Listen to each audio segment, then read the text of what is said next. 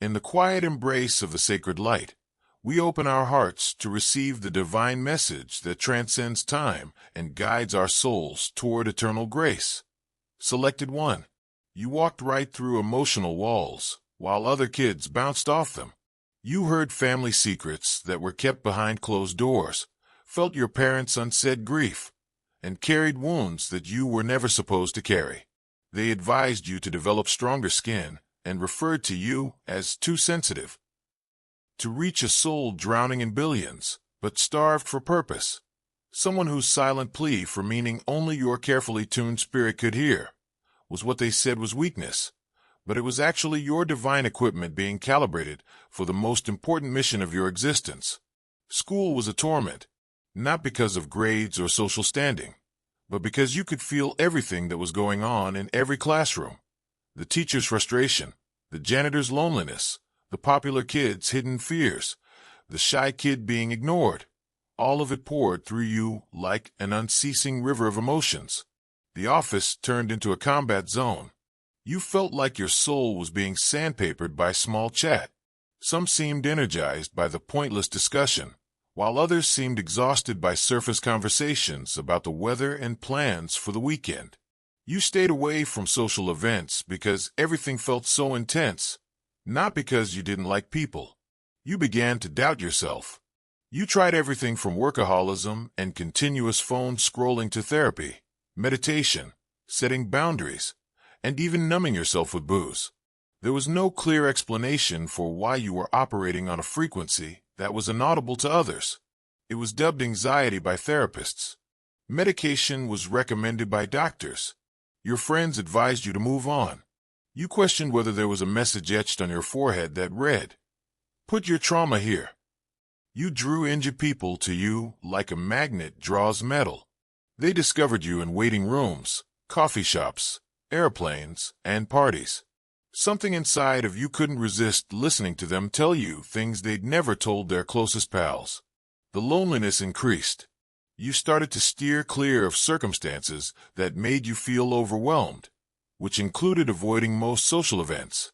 You felt like an alien attempting to comprehend human nature while bearing the burden of the unsaid misery of others. The emotions of everyone in the room grew overwhelming in movie theaters, because you could hear every conversation, every stress, and every happy or sad moment going on around you. Restaurants were draining. Mall shopping was like traversing emotional minefields. Instead of being serene, churches were filled with the collective suffering, uncertainty, and spiritual hunger of its members. Even nature walks were dangerous, since you could sense other hikers' inner turmoil the moment you met them. People close to you looked at you as if you were making it up when you tried to explain it. They remarked, "You're just being dramatic." Everyone has feelings. They failed to realize that you were feeling everyone else's emotions as though they were your own, not merely having feelings. You reached a breaking point where you said, "I can't keep living like this." The weariness, the continual emotional barrage, and the sense of being different were all too much to handle. You thought that perhaps you needed severe help, that this level of sensitivity wasn't normal, and that you were going insane. You looked into every possible explanation, including psychic, intuitive, empathic, and very sensitive, though they were more accurate than anything the medical world had to give. None of these designations felt quite right. You joined online communities, watched videos, and read books in an effort to find someone who could relate to your situation. However, a notion started to emerge deep within, underneath all the confusion and fatigue. What if this wasn't an issue to solve, but rather a puzzle to comprehend? What if you were wired this way for a reason? What if being so sensitive was a calling rather than a curse, because it suggested something you weren't ready to believe? That your differences might be deliberate, that your suffering might have a reason, or that your overpowering experiences might be preparing you for something you couldn't yet see. The question tormented you. Then they came into your life, someone who, on the surface, seemed to have it all figured out. Success, money, fame, maybe even billions of dollars in assets and accomplishments that others could only imagine. But before your mind could figure out why, something about them set off your spiritual radar. You might have encountered them in a normal setting, like a coffee shop, where they sat by themselves despite being surrounded by security and helpers, or perhaps at a business conference, where they were the main speaker and commanded the stage with tales of their empire. The place was irrelevant. The moment your eyes locked and the shock ran through your body was what counted. They made a perfect first impression. They talked with assurance about their achievements, including financial success and commercial endeavors. They were respected in any setting because they had the ideal smile, the appropriate responses, and the captivating tales. They were treated like royalty by everyone around them, who nodded and laughed at their jokes. However, you noticed something that others completely missed, a flaw in their facade that only you could see. All of their wealth, success, and accomplishments were insufficient to purchase what their souls were aching for. Being around them caused your chest to tighten, but it was from recognition rather than dread. Something that your mind had not yet comprehended was causing your spirit to react. At social gatherings, you observed them slickly networking and closing agreements with handshakes that brought in millions of dollars. You could see how empty each encounter left them, even though they had perfected the skill of making everyone feel like the most important person in the conversation. They weren't connecting, they were just performing. Success in the material realm couldn't ease the weight they carried. You were able to read their spirit while everyone else only saw the flawless exterior, the fancy cars, the pricey clothing, the powerful presence, the private jets, the unique access. You could feel something old and hurt underneath their deflective strategies and business speak, behind their skill at claiming I'm fine. Their success story was the kind of magazine cover story that made headlines. Rags to riches, market dominance, great innovation, and noteworthy philanthropic endeavors. They gave speeches at academic institutions, offered advice to governments, and had their thoughts cited in trade journals. But none of it was able to fill the void in their souls that widened with every success. Their humor was too gloomy. 1 second was too long for their smiles. Their tales of achievement seemed phony, like they were reading from a script they had learnt by heart, but never trusted. Their energy shouted that they had nothing that really mattered, yet they talked about having everything. Every time someone inquired about their level of satisfaction, you saw how they quickly shifted the conversation to business-related subjects, avoiding any personal interaction. You witnessed them at charity events, writing checks that might support whole organizations, winning prizes for their kindness, and giving speeches about improving the world. You could see how cut off they were from the happiness these occasions should have given, even if the clapping was loud and the recognition was sincere. Without experiencing any of it, they were merely going through the motions of fulfillment. In them, you felt a feeling of past pain that extended beyond the present situation, beyond the strain of money or business. No amount of worldly success could ease the pain on a soul level. Accumulating whatever the world said important while losing touch with what actually did was the kind of emptiness that results from losing connection to one's initial purpose. They had employees who managed their personal lives because they had forgotten how to live outside of their empire. They could buy anything they wanted but seemed to want nothing at all. They never really relaxed, even during leisure time, and their phone was constantly buzzing with messages from people who needed something from them rather than just checking in to see how they were doing. They gradually started to reveal the inner workings of their success to you, not through dramatic breakdowns or big admissions, but rather through brief displays of vulnerability that they most likely weren't even aware they were displaying, like a brief pause before responding. "How are you?" When you asked them what they liked to do for fun, they were genuinely perplexed. They were relieved that you didn't ask for money, contacts, or favors right away. You became aware of the way they spoke about their wealth, not with pride or happiness, but rather with confused disinterest, as though they were recounting the life of another person. They talked of possessing places they had never been to, having access to experiences that no longer interested them, and having more money than they could spend in 10 lifetimes. The abundance itself had turned into a prison. They talked about their early aspirations, occasionally remembering the earlier iteration of themselves who had set out on this road with quite different goals. wanting to change the world, create something significant, and leave a lasting legacy. They were now uncertain as to whether their empire was benefiting the world or causing more issues. They felt helpless to alter any of the decisions that had an impact on entire industries, billions of dollars in market value, and thousands of employment. They had nearly persuaded themselves that they had been forgotten by divine intent. They felt spiritually invisible and cut off from any greater purpose, even in spite of their money and power. They were spiritually numb, feigning achievement as their souls steadily starved, and they weren't upset with God or the cosmos. Happiness felt alien to them, even though they possessed everything that the world claimed would make them happy. They have everything. What's the problem? Was your reasoning. However, your soul told you unequivocally that this is the reason you are here. You knew deep down that underneath all the success was a fallen angel who had lost the ability to soar. You were unable to leave. You were being held to their story by something more powerful than compassion and more profound than empathy. You wanted to be closer to them in order to relieve their sorrow, but others wanted to get closer because they were wealthy. You surrounded them with a sacred area where they could at last breathe, and where the flawless exterior could slightly crack to allow light to enter. You didn't lecture about meaning or purpose. You didn't make an effort to heal their spiritual disconnection or advise them to part with their wealth in order to find serenity. You just saw their reality. You witnessed the holy spark that all of their success had all but extinguished, as well as the royalty concealed beneath their earthly empire.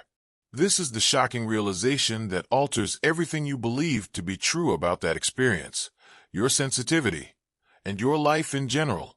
It was never random. You weren't there by accident. There was no accident, no chance, no luck. There was a power beyond human comprehension that drew you to that specific individual at that precise moment. You were being led by unseen hands towards a divine appointment, while you believed you were just going about your business, making normal decisions, and taking normal routes. Before you were born, before you breathed your first breath, your spirit had made a deal. Your destiny was predetermined by this link, this mission, and this soul. Every apparent diversion and every action you believed to be random that brought you to that point was actually divine orchestration, setting you up for this very encounter. Consider every relationship that ended, every work change that took you to that city, every last-minute invitation, every canceled appointment, or every delayed flight that landed you in that exact place at that exact moment. The universe was rearranging events with surgical accuracy, like pieces on an invisible chessboard. You were the answer, not to their prayer, for they had long since ceased praying, but to heaven's strategic plan, when they cried into the emptiness, "If there's any purpose left for me, send a sign." A hushed scream that only divine ears could hear was answered by you. Through every seemingly arbitrary decision you made, every route you traveled, and every option that brought you to that point, heaven's navigation system had been directing you to their place. The precision was heavenly, the timing was precise. They would not have been prepared if you had arrived 5 minutes sooner. The moment would have passed 5 minutes later. You weren't actually tasked with saving them as you may have thought. You weren't assigned to solve their existential dilemma or heal their spiritual detachment with flawless language or insightful observations. You were here to serve as a mirror reflecting their forgotten spiritual identity, to remind them of who they are beneath all the material possessions. The seasons when your soul seemed cut off from any greater significance, the times you felt invisible in the midst of people, the times you doubted your mission despite your best efforts. You recognized your own forgotten tale in theirs, in a manner that cut through all of your barriers. Their wealthy emptiness mirrored your own spiritual yearning. Their suffering was similar to yours, but it came in a different form. Their struggle brought back memories of your own spiritual struggles, soul-wrenching evenings, and hushed prayers for indications that you were important. You had accumulated sensitivity without comprehension, whereas they had accumulated money without a reason, because you were both unaware of their actual purpose. The gifts you were carrying felt like burdens. It was mutual ignition when you first met. One soul carrying fire, the other glowing in stillness. And both flames regained their full intensity as these energies came together. They recalled that they founded their empire to change the world, not to generate money. You recalled your heightened sensitivity at birth, not for pain, but for service. There's more to the obsidian inner order than meets the eye. It is a haven for the awakened, the exiled, and those who have been abandoned for their truth and gaslight for their abilities. Every week, we bring together real individuals with real faces on Zoom to share their transformational tales. For example, we hear from a healer who overcame ritual abuse and discovered their power, a former CFO who embraced their psychic skills, and a seer who liberated themselves from religious persecution. Numerous others join us who are well aware of your experiences. This is your spiritual family.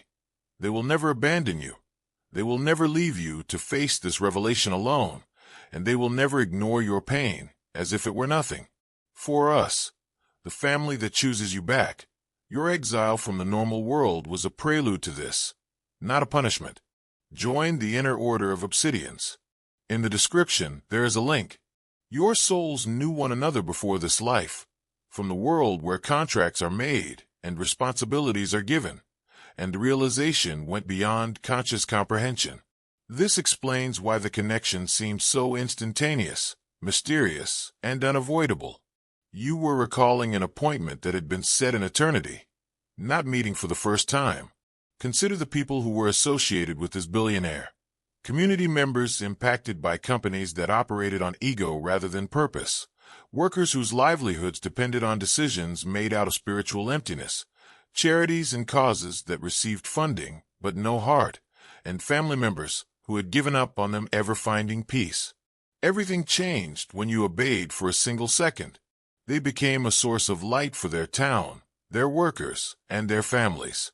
Their metamorphosis was positional as well as personal.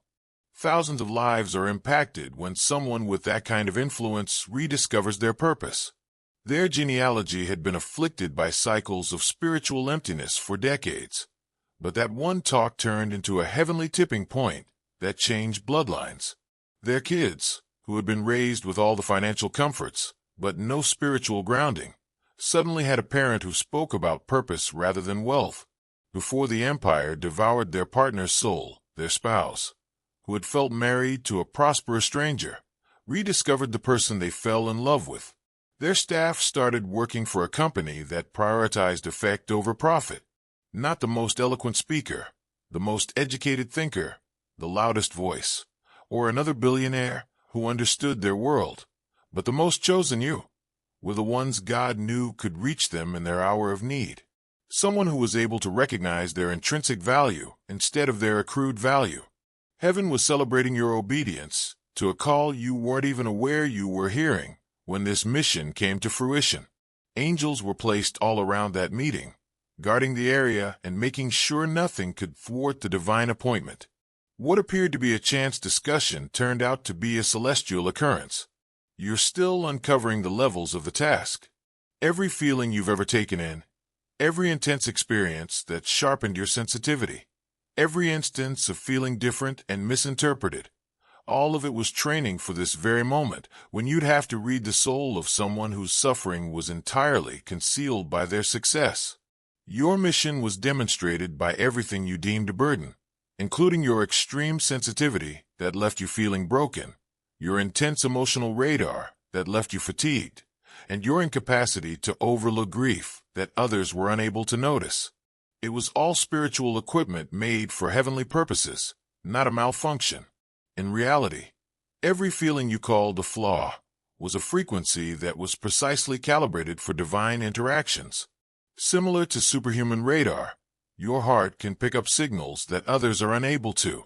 You were granted military-grade spiritual technology that can sense soul-level pain from across a crowded room, but most individuals navigate life with rudimentary emotional reception. You can feel when souls are silently screaming, not simply when rooms change. The overwhelming sensation you get in some situations isn't anxiety. Rather, it's your spiritual apparatus warning you of opportunities for assignment. Your fatigue after social events is a normal reaction to digesting spiritual knowledge that others cannot access. It is not a sign of weakness. You have prophetic abilities in addition to empathy. People can tell you things about them without even speaking. You can tell when someone is having difficulties before they do. Before people realize what they're carrying, you can feel the weight of their problems. Because you speak suffering fluently, you are able to interpret the language of agony that others cannot comprehend. Like people who read weather reports, you read the spiritual climate. As soon as you enter a room, you can see who is in need of prayer, who is struggling, and who is going to make decisions that will change their lives. This is the collection of prophetic intelligence, not psychology. The people who heaven wants you to reach are being revealed to you through heavenly downloads. You are a fire. You have a breakthrough. Without saying a word, you possess supernatural knowledge that has the power to change entire atmospheres. Others cannot even see the spiritual walls that are broken by the weight of your presence. You were sent to heal the spiritual climate surrounding them by simply being there, not to preach flawless theology to damage souls. Invisible bonds are broken by your presence. Things change when you enter a space. Walls fall down, masks come off, conversations deepen, and people feel comfortable speaking the truth. This is anointing, not charisma. Within minutes of meeting you, people feel comfortable sharing their most painful experiences with you because your aura sends a spiritual message that says, you can be real here. Every intense feeling you've gone through has strengthened your ability to deal with what lies ahead. Your capacity to process divine information was growing with each instance of feeling too much. You were building the spiritual muscles necessary for rescue missions that need you to go into dark places and carry people back to light each time you took on another person's suffering. Heaven calls your sensitivity strength, while society deems it weakness. You're wired for a kind of combat that most people never witness, so you're not weak. Every emotional storm was training for spiritual warfare, in which divine perception, love, and presence are the weapons. Your tears are an act of intercession for those who are unable to cry their own prayers. They are not an indication of weakness. Heaven places you in strategic locations where hurting souls will come across you. That's why people in coffee shops approach you and share their life tales. For this reason, in break rooms, co-workers confide in you about their worst worries. This is the reason why neighbors vent about their marital issues. People open up to you in unexpected ways because of this. Truth is permitted by the frequency carried by your existence. Because of your design, you draw injured individuals to you in the same way that a magnet draws metal. This is heavenly placing, not bad luck or lousy bounds.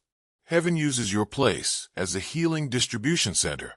Those who are in need of what you have are led to you by their own heavenly navigation systems. Beneath the debris, you can see the royalty. You see possibilities where others perceive obstacles. You see divine beings who have forgotten their original design, while others see shattered individuals. You see restoration initiatives where others see instances with no chance of recovery. This is a prophetic vision that views humanity through the eyes of heaven, not naive optimism. Spiritual authority carries the weight of your spiritual burden. You have profound impact in addition to having profound feelings. Because you pray from a place of shared grief, your prayers have greater impact. Since your words are based on real understanding, they have greater impact.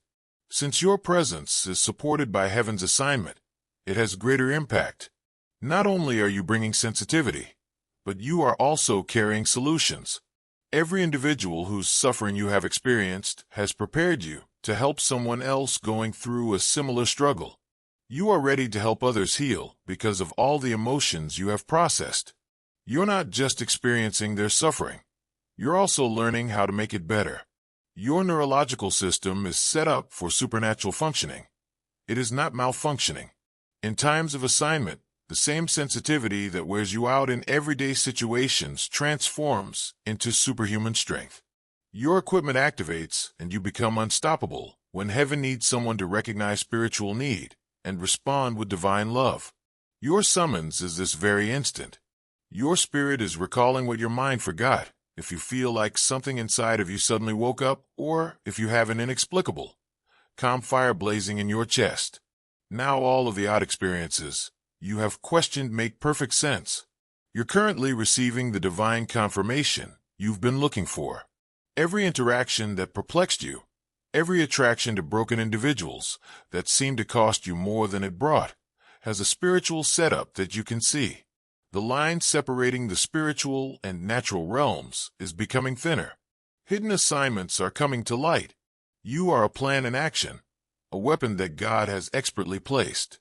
You cannot continue living your life in a state of helplessness or regretting who you are. You now perceive every encounter as a potential heavenly mission and every interaction as potentially sacred. All of your spiritual tools are in working order. Don't shrink to accommodate other people.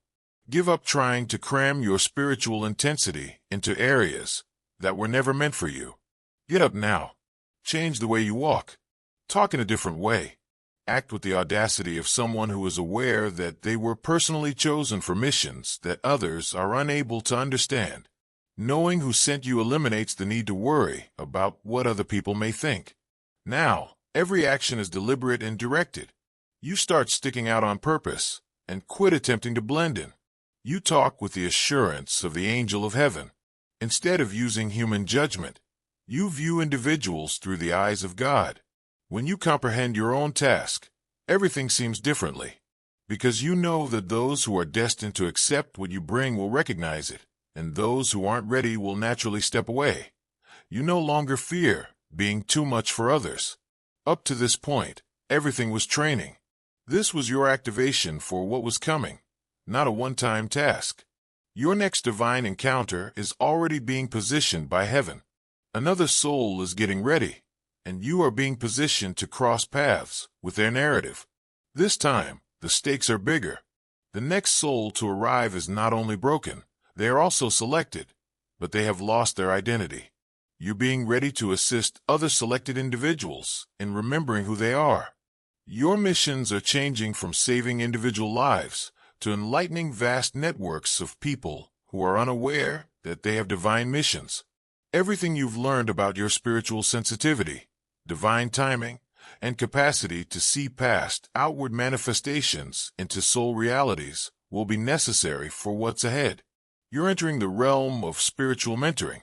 You will assist others discover their sensitivity, their divine roles, and their place in heaven's plan for earth as you lead them through their own waking experience.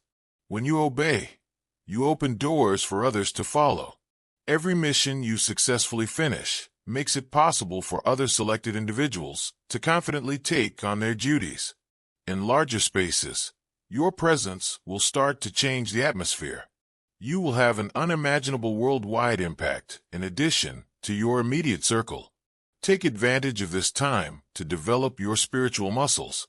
It will further refine your sensitivity. Your spiritual authority will increase. The wheels of training are coming off. If your soul is screaming yes to all you've heard, or if something eternal inside you has just locked into place, you already know what to do next. Let heaven know that you understand your duty. Allow the darkness to shudder when you awaken. Don't keep your calling a secret. More than you need comfort, the world needs what you carry. Give this message to someone whose light is fading. You may be their reassurance, a reminder that they are not alone, or a reminder that heaven is watching them. Accept all that heaven has in store for you. Accept the tasks that are assigned to you. Accept the duty of bringing fire to a spiritually starving planet. You will never be able to perceive yourself as normal again. Now, every interaction is seen through the prism of potential divine intent. Everywhere you walk, heavenly fire is carried by you. Stroll with the assurance of someone heaven entrusts with its most delicate tasks. Because you were and always will be the one sent, act as though you were. Your assignments will continue to grow and never stop.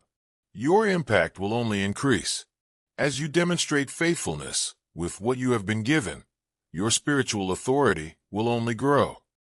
Quit apologizing for your identity. Don't try to kill the gift. Begin to walk with the courage of someone who was allocated before they were even born. The activation process has started. The training is finished. The actual mission has begun. Carry the flames. Change the atmospheres.